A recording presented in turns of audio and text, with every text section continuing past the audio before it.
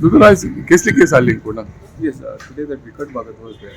His trial is going on, and there was a direction from the Honorable High Court to conclude it by 17th of July. So now it has been expeditedly tried, and almost every twice a week it's going on. So today what was it? Today an expert from CFSL was examined. Now it's coming to a very fag end. So almost main witnesses have been examined, and only few witnesses of the prosecution are left to be examined. I think 4 or 5, and then the IU will be examined, and then it should conclude by 17th of July. So when is the next hearing? Next hearing is on the 27th of July. So today the accused was present in matter. Yes, the accused has to be present.